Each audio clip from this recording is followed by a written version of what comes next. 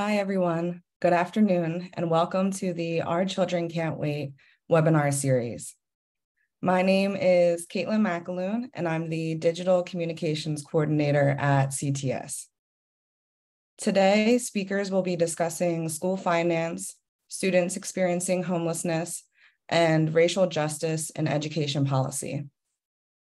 This webinar is recording, and we will be sharing materials later on. If anyone has any questions during the webinar, please type them in the Q&A box. At this time, I'd like to introduce our Executive Director and the author and editor of Our Children Can't Wait, Dr. Joseph Bishop. Good afternoon. Thank you, Caitlin. I appreciate that. My name is Joe Bishop again, Executive Director for the Center for the Transformation of Schools, and CTS is hosting today's conversation and the lead editor for this book, Our Children Can't Wait, The Urgency of Reinventing Education Policy in America from Teachers College Press. And if you're keeping track, this is the third of 5 webinars on the book. But today, I'm really honored to have friends and guests with us, Dr. Oscar Jimenez-Castellanos, P12 Research Director for the Education Trust, and Dr. Danielle Farrie, the Research Director for Ed Law Center. And both Oscar and Danielle are going to be touching upon key points of Chapter 12 from Our Children Can't Wait on how ed funding models need to fundamentally change in our country in pursuit of a justice agenda. After Oscar and Danielle are going to speak, you're going to hear from Dr. Matt Morton. And Matt has a new position. He's the Executive Director of the Constellation Lab at the Constellation Fund. I'll tell you a little bit more about that. We're also going to hear from an old friend of ours, Dr. Earl Edwards, now Assistant Professor from the Lynch School of Education and Human Development at Boston College. And Earl is an alum of our program at UCLA in Urban Studies and worked with our center as a scholar over many years. So Earl, good to see you again. And Matt and Earl are going to be talking about a topic that's near and dear to their heart, the national crisis for students experiencing homelessness that's impacting over 1 million school-age students. We're going to talk about not only how we can support young people, but also prevent young people from being housing insecure. Let's go to I'll say in the last part, I'm going to give you a sneak preview of Chapter 16 of the book, which is all about kind of the how do we reach the policies we need. So we're going in a different order. But again, you're here on Chapter 12, 15, and 16 today. So let's jump in. Okay, so we are hosting as a team here monthly webinars on the topic. We're going through all 16 chapters, as I mentioned. I also want to point out the fact that if you want to get in a little bit more to the book and to the topics today, there's a podcast. Danielle, Oscar, Earl, Matt, I interview all of them, and every Wednesday we have a new podcast episode. So if you look up Our Children Can't Wait on Apple Podcasts or Spotify, you can follow the podcast. We actually just had a new one come out today on segregation with Erica Frankenberg and Jen Askew. It's a really good listen. So again, every Wednesday, if you follow, you will get an episode and it'll pop up in your phone just automatically. So I encourage you to do that if you have your phone out now. Let's go to the next slide, please. So let's actually, so you can see we've covered a lot starting in February. Racism in schools, public health and air quality. Last month, can't believe it's already almost the end of April now, but in March, integration, housing, and community safety. I encourage you to go to our website. You can also go to ourchildrencan'twait.com. You can get bios for all the speakers today and get a lot of information on some pretty incredible people who we've teamed up, who we brought together for this book and this project. Next slide, please. So the main ideas behind Our Children Can't Wait. I'm going to summarize the book basically in 3 main points just to give you context if you're new here. You should know that we touch on all these themes. So that's why this visual is up for you. But here's the bottom line. We need a new conception of ed policy in our country. The ecosystem outside of schools is central to ed policy, like housing, the environment, health, and community safety. And we have to acknowledge that in-school and out-of-school factors must be prioritized simultaneously in policy. Typically, historically, they have not. Number two, racism is the main driver behind policies that have codified an unequal playing field for students and families of color for many generations in our country. Number three, we are all policymakers. That's something I'm going to talk about here briefly, but we need new ways of doing policy to put young people, families, and community members in the driver's seat of their own destiny, right? Policy cannot be an exclusive club anymore. It does not work. So building upon that last point, we are all policymakers. Let's go to the next slide, please.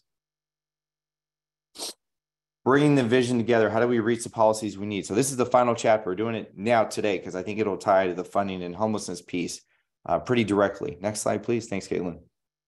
Okay, so when we think of policy, we're trying to move beyond this paradigm.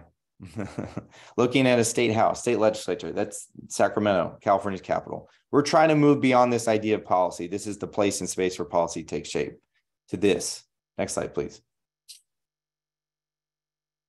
This is a lot easier and straightforward.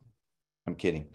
So in chapter 16, I talk about a justice and youth-centered policy process. Again, a process, not an outcome, a process. It's not just a piece of paper like the one I'm holding in my hand. When we think about policy, sometimes we think about, okay, we're done. We adopted this policy. Let's move on to the next issue, right? So I'm going to very quickly run through this framework as a new way of thinking about policy. Next slide, please, Caitlin. Thank you so much. One, we have to listen. Listen to students, families, and educators first. And we actually have to do less talking. Listen first, talk less.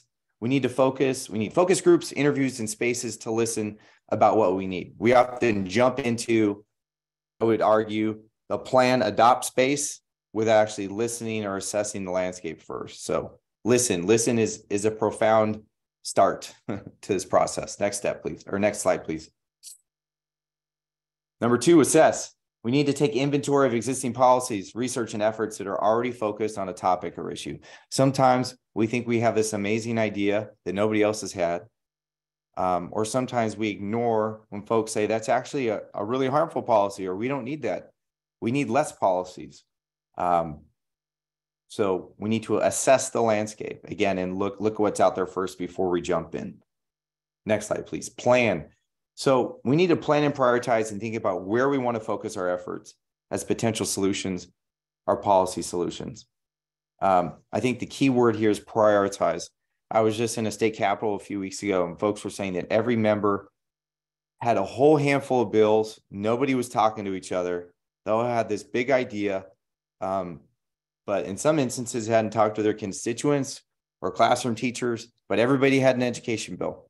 And staff were trying to figure out what could they do next, because everybody had kind of their pet project that they really wanted to push through. But we have to prioritize together, not individually. Next slide, please. Once we know we want to do what we want to do, we have to adopt policies. But here's the kicker. We can't just adopt policies in isolation. We have to go to the folks who actually came up with the ideas and who said, we need this. Oscar said this, Danielle said this. I'm going to go back to Oscar and Danielle and ask them, is this really what you mean? Let's adopt this, implement this policy together, right? So going back to the folks who've actually, who've pushed us to end up in this direction. Let's go to the next slide, please. There's a major issue, and I think our colleagues here are going to talk about this, about the implementation, the intent versus the impact gap, right? Is the intent, as we think about evaluating, is the intent of our work reaching the impact we had in reaching the folks that we say we want to reach, that the policies we have in mind, are they really having the meaningful impact we hope? We have to think about the design of the policy, the implementation of it, and evaluating the policy itself in a larger landscape. But we rarely will actually take the time to evaluate at all levels to see what's actually happening. Last step, last but not least, we have to refine and improve. Our tendency in general in the policy world is to throw the baby out with the bathwater, or to just create a new funding stream, right? This process, though, as we move forward, has to be cyclical. It cannot be linear. I share this in a very linear fashion, but we have to figure out also and recognize that, different pieces might come up at different moments. We might be listening and assessing and adopting and evaluating all at the same time, right? So it's a very fluid process that we have to accept.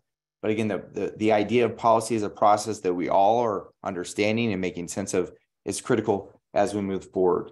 So I just wanted to share a preview of chapter 16, but now I'm going to shift. We're going to make a major shift here to Dr. Oscar Jimenez-Castellanos and Danielle Farrie. And that's actually an example of a case study from our center, which I think actually captures Dr. Miguel Casar is the incoming professor at the University of Alabama. He's the lead author of this report, but I think this captures this essence of a different policy paradigm and a different process. So if you want to look at it, I think it's a good example of some of these themes I just highlighted right here. Let's go to Oscar and Danielle, though, with the next slide. Thank you so much. Thank you, Joe, and thank you everyone for attending. Oscar Jimenez-Castellanos, my colleague, Danielle Farrie, and also we have another co-author that's not with us, David Quinn, that I just want to acknowledge. The chapters Moving Beyond Injustice and Distributive Justice Towards a Transformative Justice in School Finance. So I only have a couple slides, and then I'll hand it over to my colleague, Danielle. The United States pretends to operate in a colorblind, non-racialized meritocracy, as Antonia Darder reminded us many years ago and others. Yet our school finance system cannot be separated from a systemic racist roots. As explained in this book and in this chapter, the funding of public schools was designed as a tool for injustice to marginalize Black, Indigenous, and people of color and privileged, wealthy white communities. So that is sort of the thesis that we propose. And the original pillars, if you will, of this injustice is one, funding public schools using local property taxes. According to Slavin, the United States is the only country that uses local property wealth as a way to fund elementary and secondary education. This notion here in the US started in 1647, where public schools to be funded through local property tax, as land was considered to be a valid measure of wealth. If you think about 1647, not many people owned land. It was very exclusive to white males.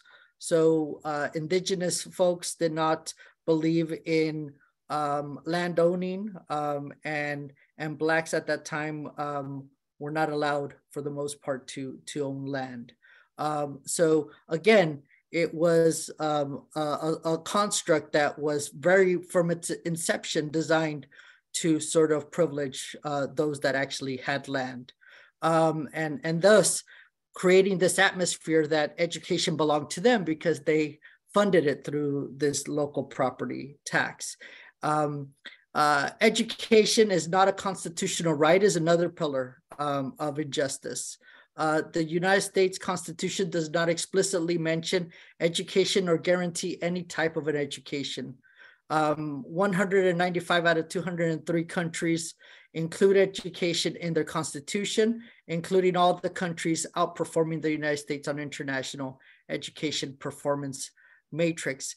And that sort of, by definition, creates sort of inequality and equity across the states by having this 50-state system. Segregation and racialized funding equity is another pillar of school finance, a tool for racial injustice. We have Plessy versus Ferguson, U.S. Supreme Court in 1896 that legalized separate but equal. Then we had Jim Crow that enacted voter suppression, prohibiting interracial marriage, segregated public accommodations, etc. And again, if you marry sort of the notion of property wealth with segregation and racialized funding inequity, it sort of compounds the impact.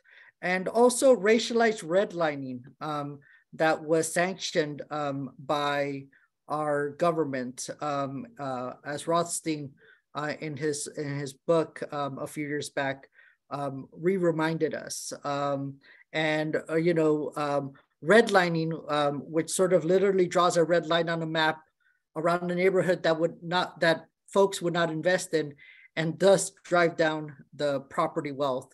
And most of the Black inner city neighborhoods were most likely to be redlined. And then that was married with the modern school district boundaries that were institutionalized in the mid-1900s.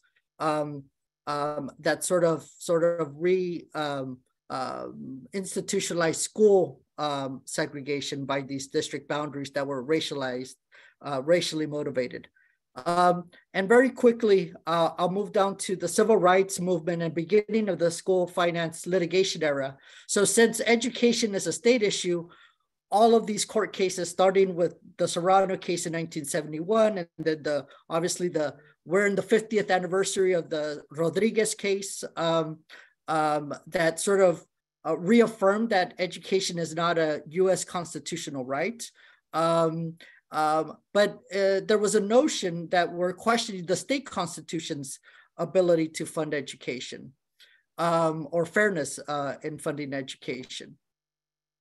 And then after that, there was some modification. So we called that the era of remedial distributive justice. So post-Serrano, post-Rodriguez, there was an attempt to try to equalize both from a horizontal and a vertical equity notion of the treatment of unequals. Yet, although this marks a meaningful, significant shift in the goals of school finance policy, we argued that the excessive focus on distributive justice, meaning just distributing more money, in itself is insufficient to transform our school finance system. And because it does not attend to the root causes of injustice, but rather attempts to remediate through the institution of schooling and unequal distribution of benefits and burdens found in society more generally. We term this remedial distributive justice. So if we could go to the next slide. And lastly, what we propose is a transformative justice paradigm that includes structural justice, anti-based distributive justice, and dignitary justice and procedural justice. And I'll go very quickly because I'm probably over time already. But structural justice means that we need to fundamentally change the way that we fund public schooling. And starting with, trying to erode those original pillars that created the injustice to begin with. We need to, so we argue that money is necessary but insufficient, right? And that the distributive notion of justice needs to be an asset-based one, meaning instead of looking at students in poverty or language minority students, et cetera, as deficient, we need to really build on their aspirations, goals, and strengths as a student, as individuals, and as a community. Dignitary justice is meaning that we need to dignify and treat everyone as equal and value those perspectives. And the procedural justice goes to this notion that Joe brought up, which is sort of the process. It's not just, right now, school finance is arguably the most exclusive club in policy, meaning the fewest people that are engaged, yet it impacts every single child, family, and community in very significant ways, but very few actually have a voice to make that change. So I'll stop there and hand it over to my colleague, Danielle. Thank you, Oscar. So I think my job here is to talk about how we can actually implement some of these theoretical concepts that Oscar described into real-world education policies. So I'm briefly going to discuss a couple of the case studies that we include in our chapter as examples of where current efforts can incorporate a more transformative model of school finance. So ideally, we need to develop these models that bridge local, state, and federal policy and speak to each other in a systemic way. We're clearly not there yet, but these case studies do offer some examples of the hard work that's needed to enact the transformational school finance reform. So I'm going to start with New Mexico as an example of a statewide campaign that embraced the ideals for a truly equitable education for all students. So when the state court found that New Mexico's school funding system was unconstitutional, the judge ordered that the state had to comprehensively overhaul its programs, services, and funding in order to address the inadequacies that were highlighted in the trial. And as is in the case of most successful school finance litigation, there was a strong advocacy community that was ready to take up this challenge. Transform Education New Mexico was a coalition of education, tribal, and community leaders, and they developed a platform to fix the education system. And the platform was developed by students, parents, educators, community, and tribal leaders using the rich body of evidence and research that was documented throughout the trial. So you can see from the diagram that the platform is centered on student equity, and it embraces a multicultural and multilingual foundation using an asset-based framework. So the group was really intentional about using an anti-racist approach to equity, one that celebrated the state's multicultural heritage and created a learning environment that celebrated the language and cultural diversity through a curriculum that was responsive to students and also through teacher training to make sure everyone was prepared. Next slide, please. So a complementary platform was also developed by the Tribal Education Alliance, which specifically focused on the needs of Native students. So their platform clearly wrestles with the historically unequal power dynamics that were embedded within the education system and makes the case for procedural and dignitary justice to undo the decades of harm caused by this system. So this requires elevating the voices of communities that have been historically acted upon and instead giving them equal power to make decisions to uplift their own communities. And so while these groups have shown the kind of transformation that is possible, and they have had definitely some policy wins, the challenge of moving these proposals into actual policy is also very clear. But as is the case with most court-ordered school finance reform, the road from favorable court rulings to actual implementation of a remedy is long and winding, but I'm hopeful that New Mexico will actually get there. Next slide. So the second example I have for you is about how a local school district was able to leverage the changes that came from California's school finance reform. So this reform gave California districts an unprecedented amount of flexibility in how they could spend their money. Sanger Unified is a district of about 12,000 predominantly low income, majority Latino students in California's Central Valley. And they use this opportunity to put in place programs and policies to improve student achievement and school culture. And they did this by creating a greater culture of collaboration between administrators and teachers, and by breaking down the traditional hierarchical power dynamics. They also invoked elements of procedural justice and the creation of a multi-tiered system of support for social and emotional development by centering the experiences and viewpoints of the most affected populations of students. And they also created relationships with the broader community by hosting family literacy nights and other educational programming, and creating a community of caring task force that involved organizations across the city. So just to be clear, these changes did not happen overnight, and they were the result of nearly a decade of hard work, but they did result in significant improvements in student achievement, and Sanger was actually named one of Learning Policy Institute's positive outliers. The ability of a district to make such a drastic transformation is predicated on having the resources necessary to implement this change, and for the districts that are reliant on a state funding system that is responsive to their needs.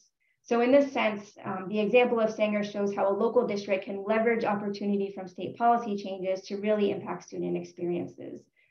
Clearly, not all districts in California have been as successful, but at least the results here show what's possible.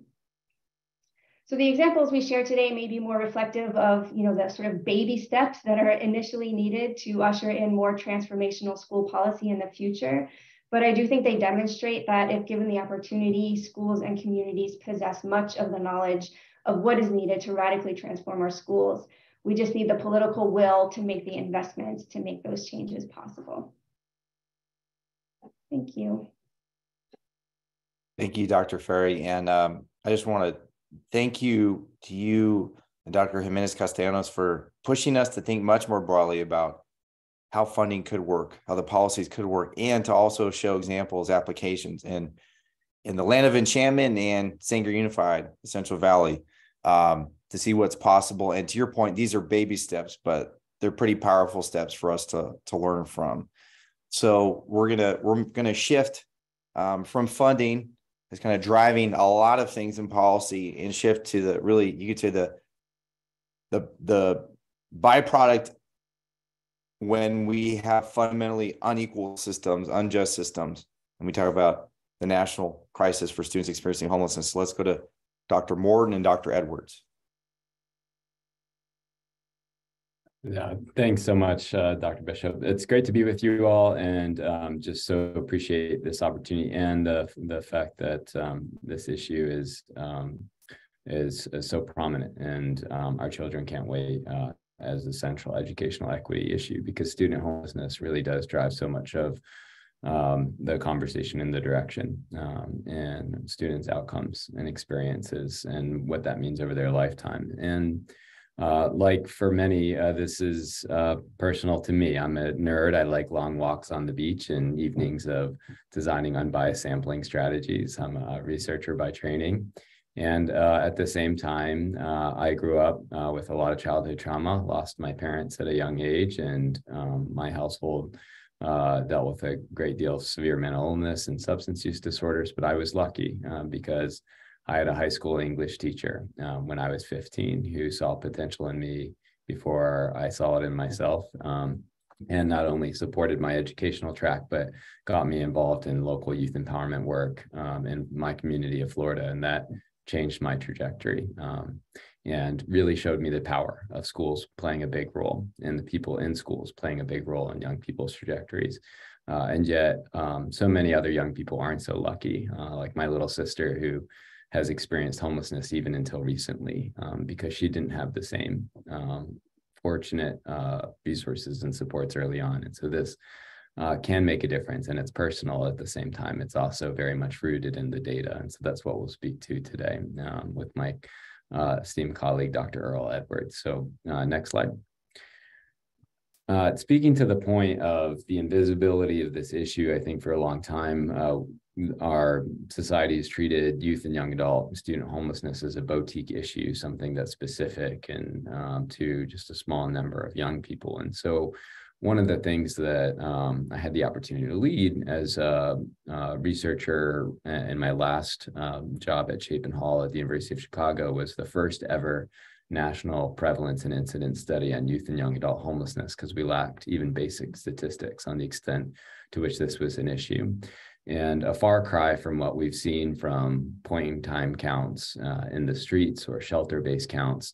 Turns out when we look at a representative sample of youth and young adults, and we ask young people directly about their homelessness and housing experiences, and not just on a single night or at a point in time, but over the period of an entire year, the numbers were really alarming. 1 in 30 adolescent minors ages 13 to 17 reported some form of homelessness within a 1-year period. With young adults, those rates increased to 1 in 10 reporting some form of homelessness within a year. About half of those were young people reporting experiences of couch surfing without a safe and stable place to stay, underscoring the extent to which this issue is so invisible.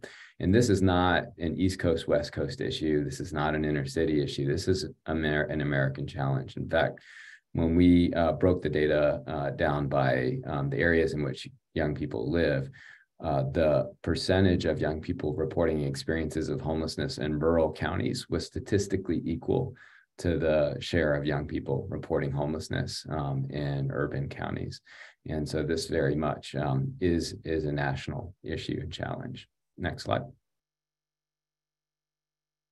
Yeah, and it's important to also contextualize the importance of that survey, right? And so to be able to actually have a survey that shows that within this sample was 5.2% of students, high school students reported experiencing homelessness in the 2018-2019 survey. That was twice as high as the numbers we received from actual schools. So in this year, we had about 1.3 to 1.5 million students identified as experiencing homelessness across the United States.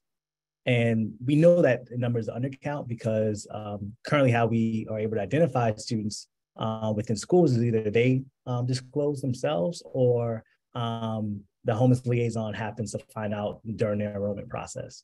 So that gives us a 2.3 prevalence rate when we look at it from schools. However, the survey that Dr. Morton was able to lead shows that that's a severe undercount. And we know that we have a lot more students that we're not capturing as a result of the inequities and also the challenges that we face when we actually try to identify students experiencing homelessness. So next slide. And so the biggest policy mechanism we have within schools to address students experiencing homelessness is the McKinney-Vento Homeless Assistance Act. And that was founded in 1987.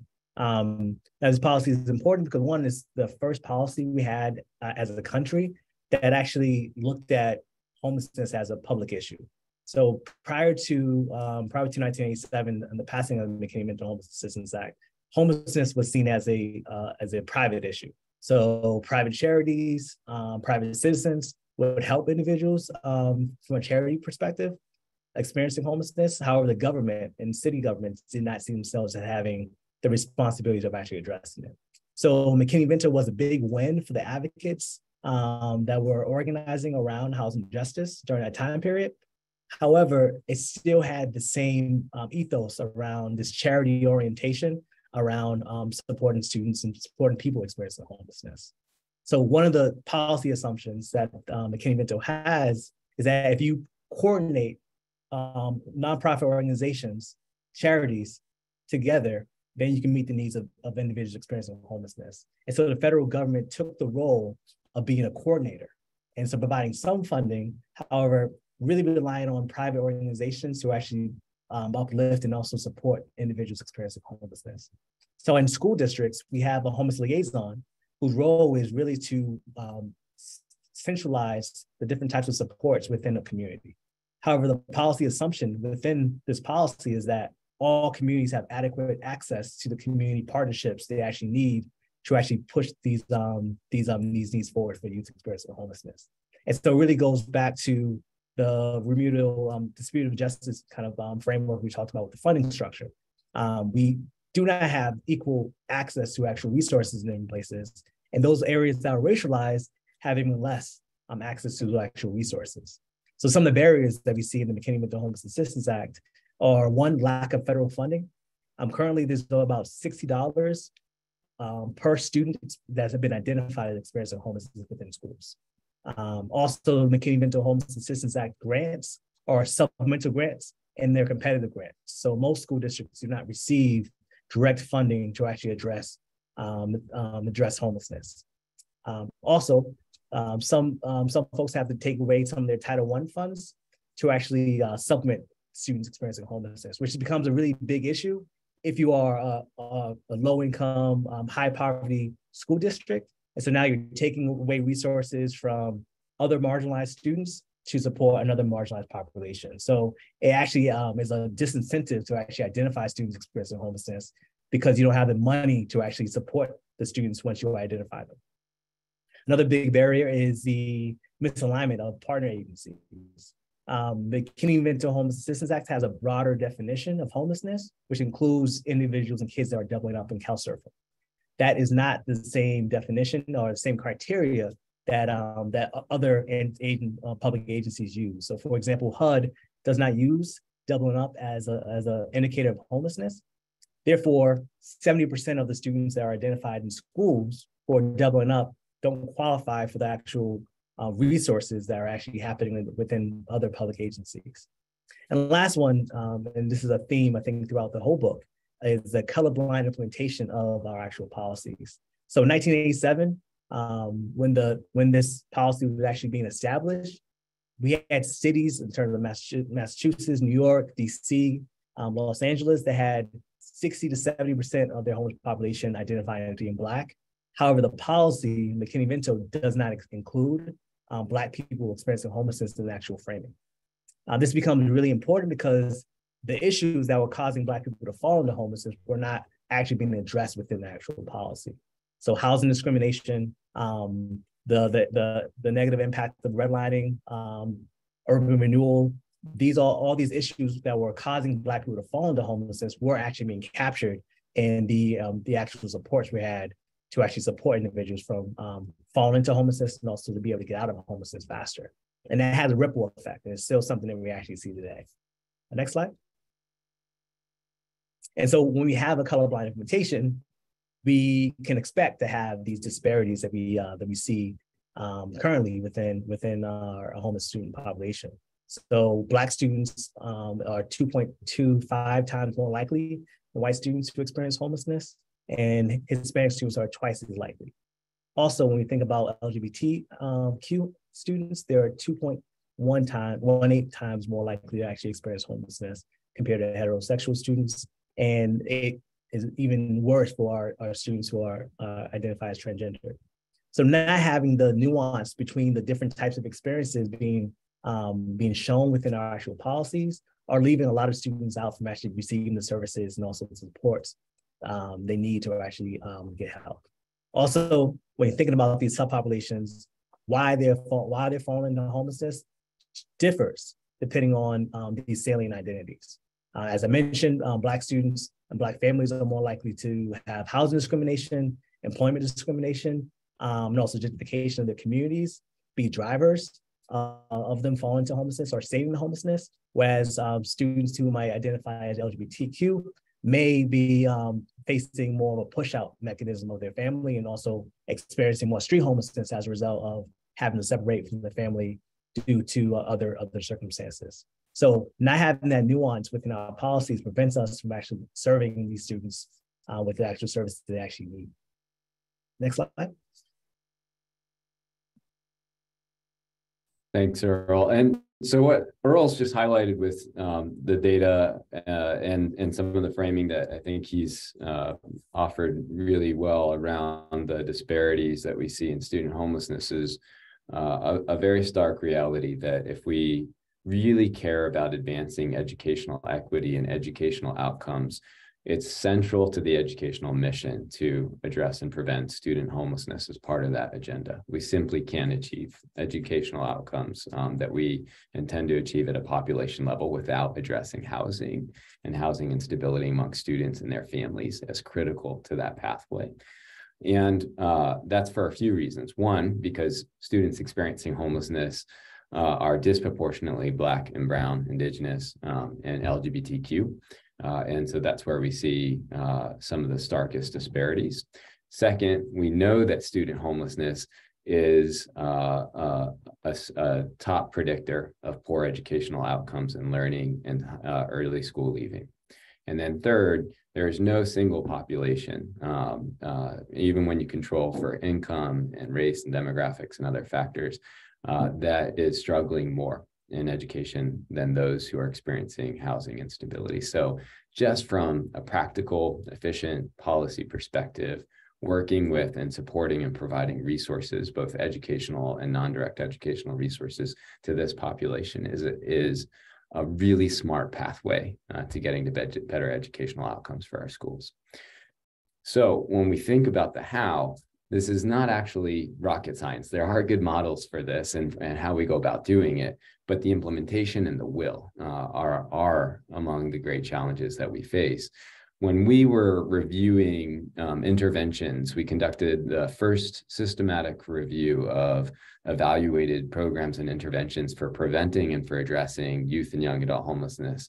There were only 3 interventions that actually were evaluated for preventing youth homelessness before it began. One of those involved schools, and it came from Australia. It was called first the Geelong Project because it came from the Geelong region of Australia, the town, and later called Upstream, and has become an international coalition that the United States has joined with a few other countries, including Canada, Wales, and Australia.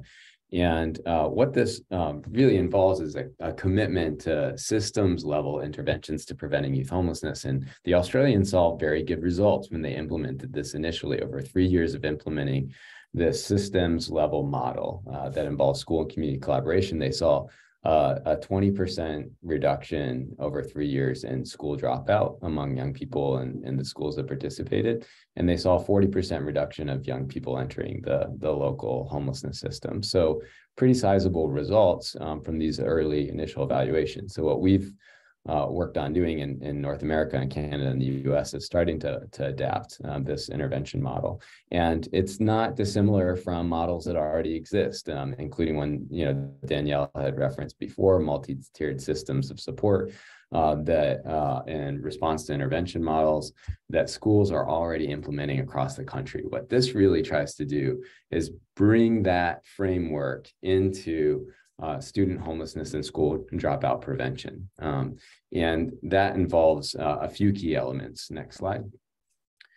In any school system in the country could go about implementing these elements to get to both student homelessness prevention and stronger educational equity and attainment.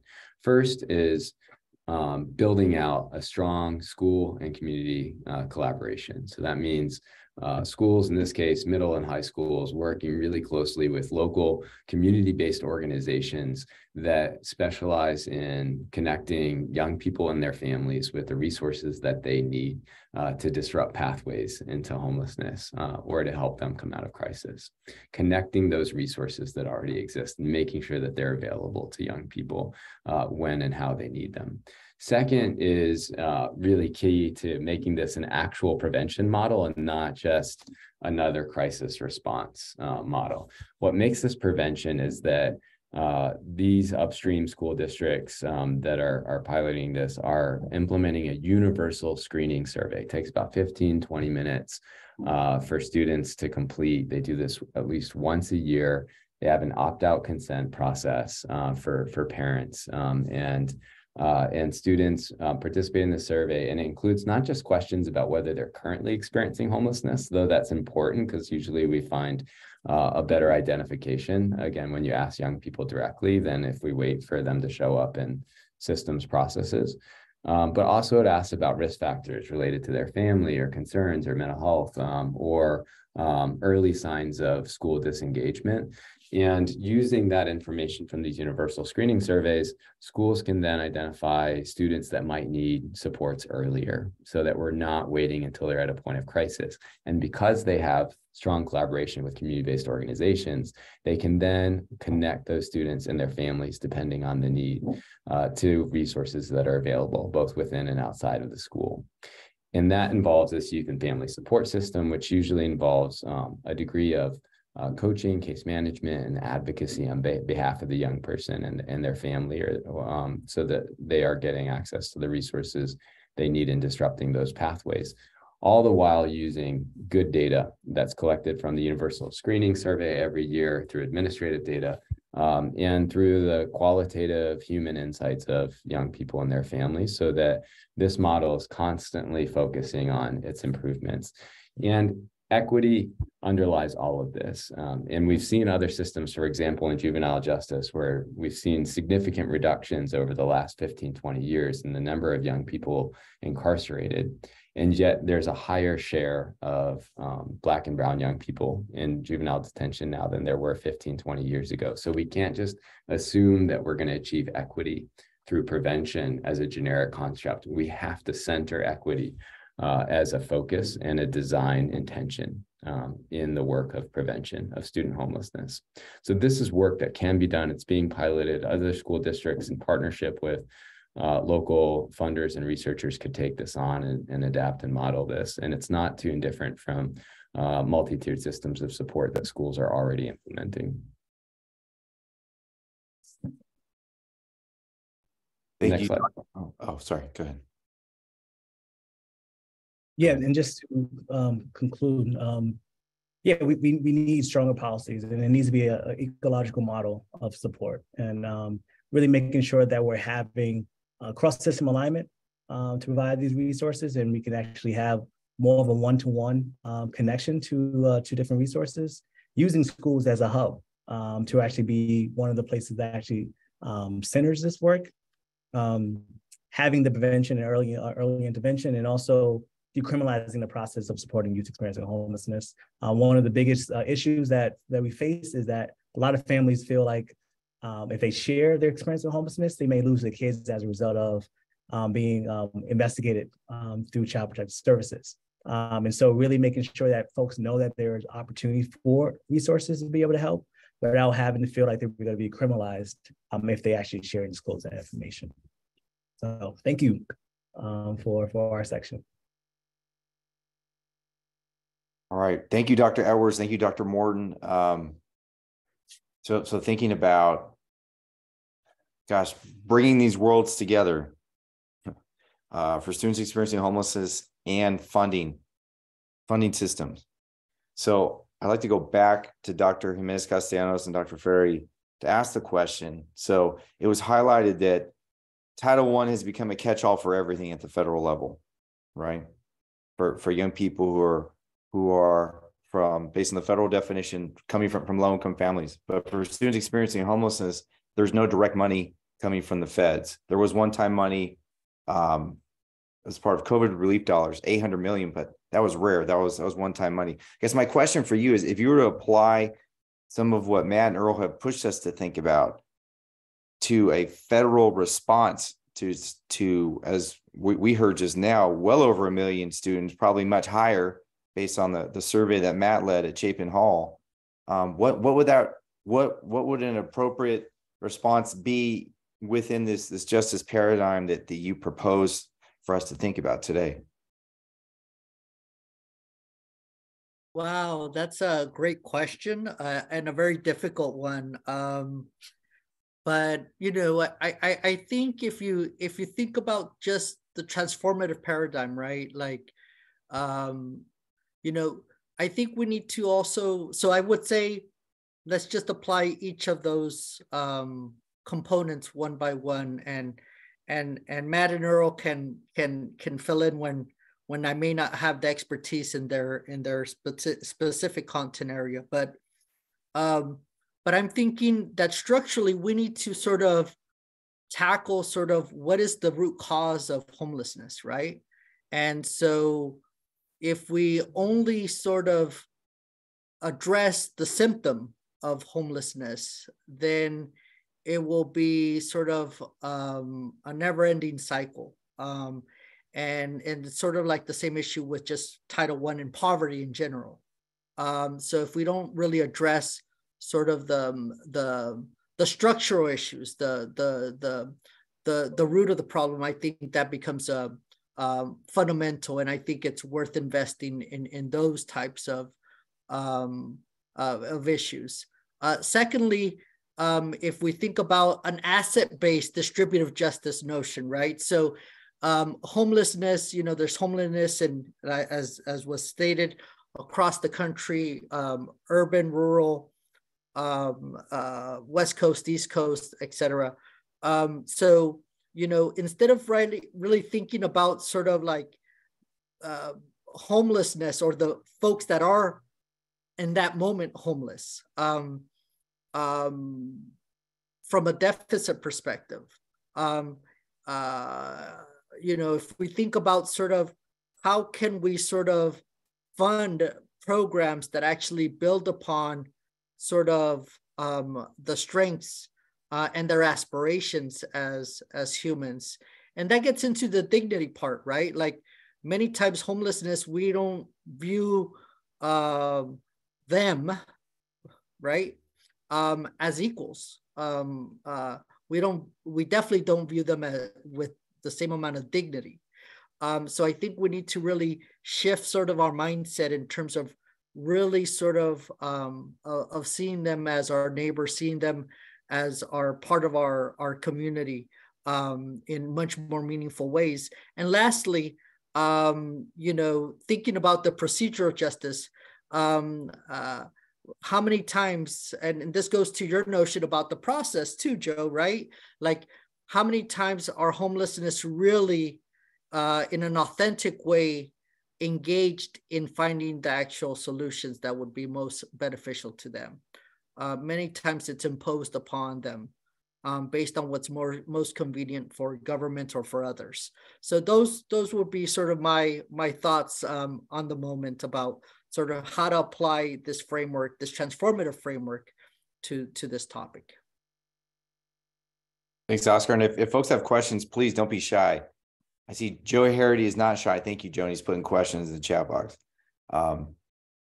Danielle, Earl, you look like you might want to say something. Trying to read body language over Zoom is hard. Yeah, and I think just adding to the fact that the issues that we're talking about are community oriented, and there need to be community oriented responses to it.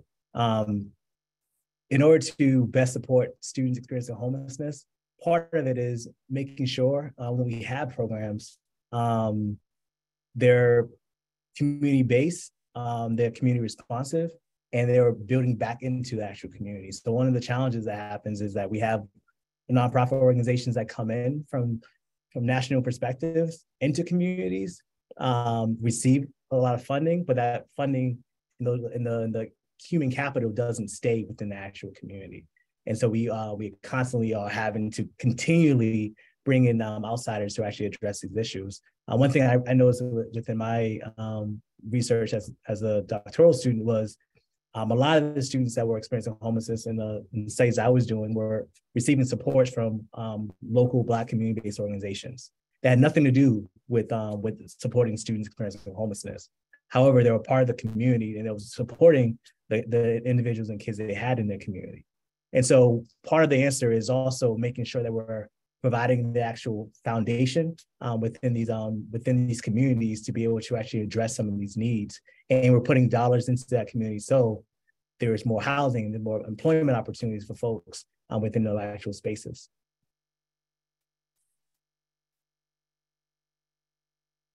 Thanks, Earl. All right, we're seeing a lot of movement. I'm sure Danielle and Matt would like to build on that question. There's a lot to chew on there. But okay, questions around the local control funding formula, California's policy strategy, which is now 10 years now 10 years old.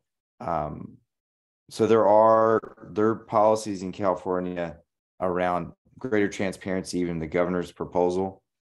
But I have not seen anything to date around changing funding for special populations.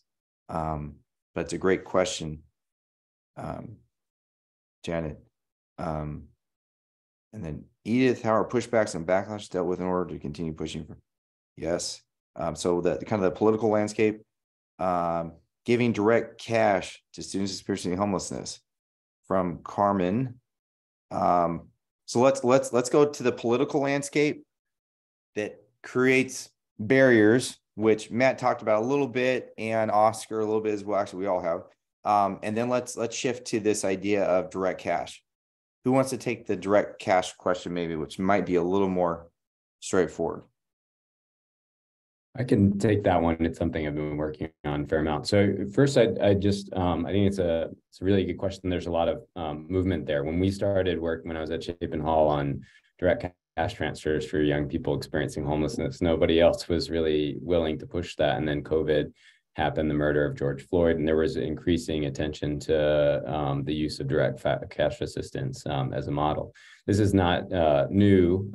It's not without evidence. I'd say there have been over 165 impact evaluations of direct cash transfer programs in low and middle income countries showing very positive results for a range of outcomes.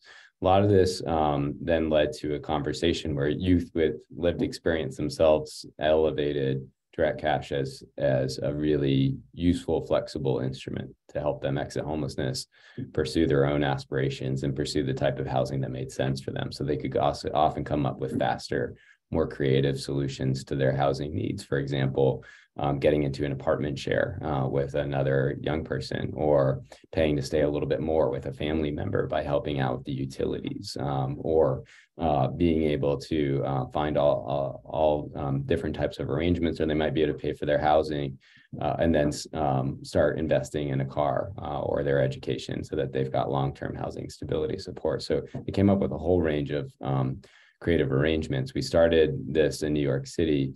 If you just Google Chapin Hall cash transfers for young youth experiencing homelessness, something along those lines, you'll get a report that we put together with young people with lived experience that involved a co-design process. So it's not just another sort of basic income that's like $500 a month. Everything from the amount to the duration to the payment mechanisms that we use to the supportive services that were offered alongside of direct cash transfers were co-designed with young people who lived experience of homelessness and using the best available evidence. So that report would document that. And now what we're seeing is a number of jurisdictions taking this on, which is, I think, really promising. I think what we want to make sure as jurisdictions are taking on direct cash transfers for young people experiencing homelessness is that the design and the targeting of those resources are in engaging young people with lived expertise, so that we're making sure that the amount's not generic, but it's responsive to young people's outcomes and their aspirations.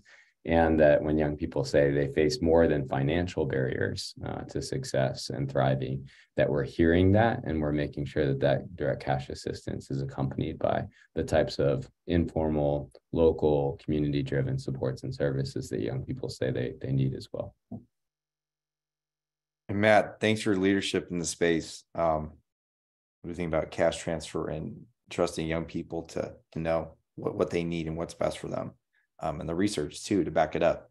So we have about 2 minutes, 30 seconds as these things go. So as we close out, I'm wondering if you all could leave us, starting with Danielle, and then we'll go back through very quickly. How do we tackle some of the broader political barriers we have in place? What's one thing we can do? What's that one thing? And I see this anonymous attendee saying that, talking about housing and schools being the catch-all for everything. That's why this book was written. And there's actually a housing chapter, and we've had a conversation this webinar around housing policies. We couldn't match all the chapters up so they fit perfectly, but I encourage you to listen to the podcast. Our Children Can't Wait, and buy the book if you can. So let's go to Danielle, Oscar, and then Matt and Earl. What's one thing we need to do differently as voters, as people, as listeners? Take it away. I guess I would, as quickly as I can, say that, it's no accident that we have these like culture wars going on right now, and the backlash against CRT and transgender students and all of this stuff. And I think we just got to be sure not to get distracted by that. Not that like those efforts are not like harmful to people. They, absolutely are. But like, I think it should make us even more intentional around focusing on the good that public schools can do, and making sure that schools have the resources to address all of those factors and not shy away from conversations around multicultural curriculum and multilinguistic, appropriate material for students. Thanks, Danielle. Let's go to Oscar. Yeah, very quickly. I think we need to sort of understand the context ourselves, right? And sort of say, in this transformative justice paradigm, what piece of it can we tackle? So what I'm seeing in some legislative bills, a lot more asset-based language in bills in the last year or two than I have, forever.